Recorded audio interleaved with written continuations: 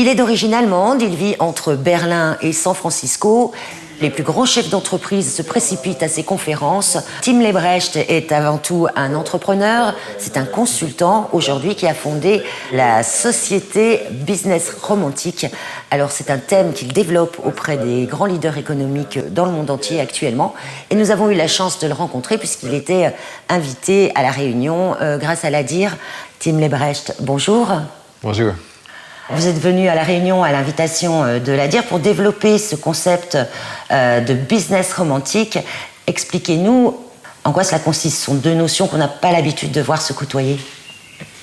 So, business and romanticism or romance seem to be completely diametrically opposed. Les affaires et le romantisme semblent effectivement deux notions complètement opposées. Le romantisme concerne les sentiments profonds, c'est ce qui fait que l'on tombe amoureux. Une vision romantique du monde appréhende beaucoup plus de choses que ce qui peut être mesuré. Les affaires, c'est carrément l'opposé. On ne tient compte uniquement de ce qui peut être quantifié et ce que l'on peut observer.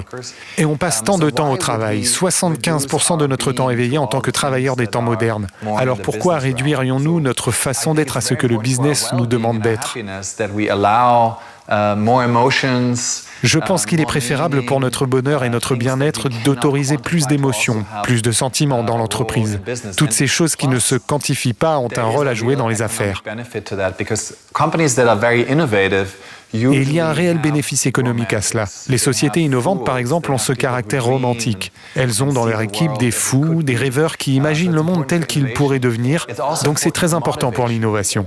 C'est aussi important pour la motivation.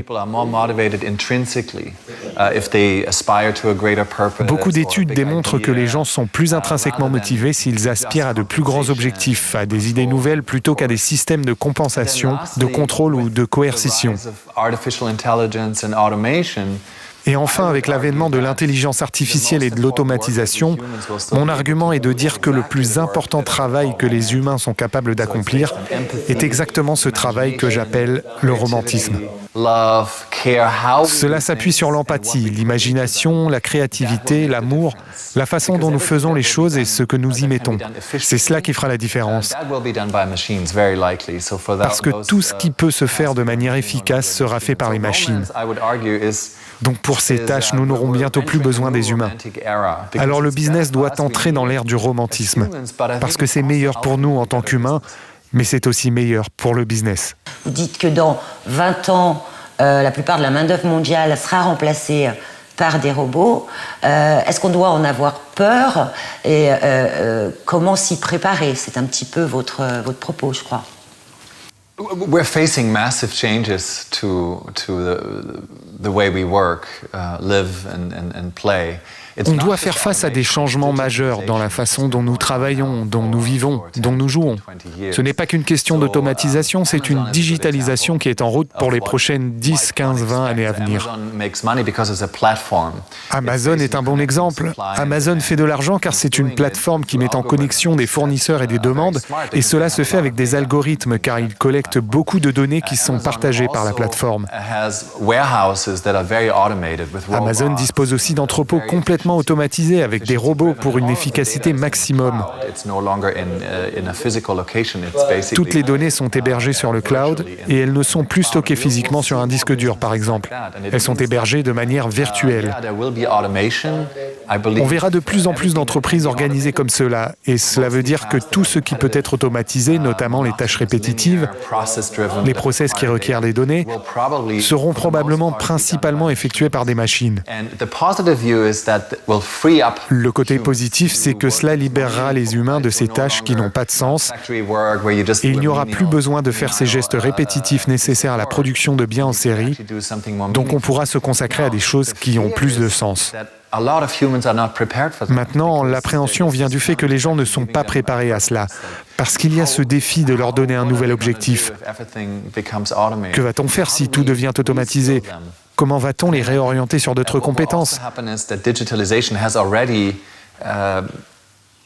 Atomized our social welfare system, so we see the rise of contingent work, the gig economy. La digitalisation a déjà atomisé notre système social.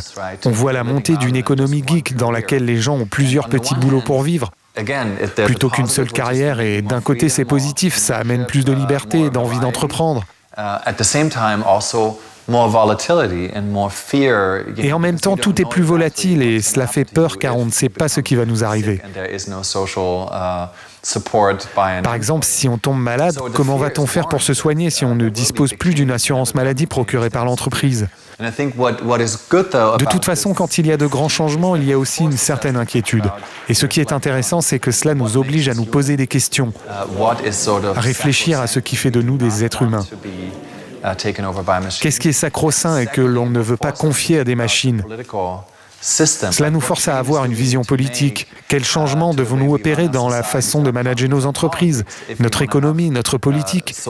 Si nous voulons avoir non seulement du progrès social, mais aussi une paix sociale, si nous voulons limiter les tensions sociales.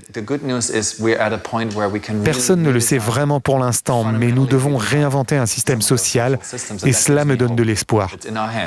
C'est entre nos mains. Merci beaucoup. Merci beaucoup.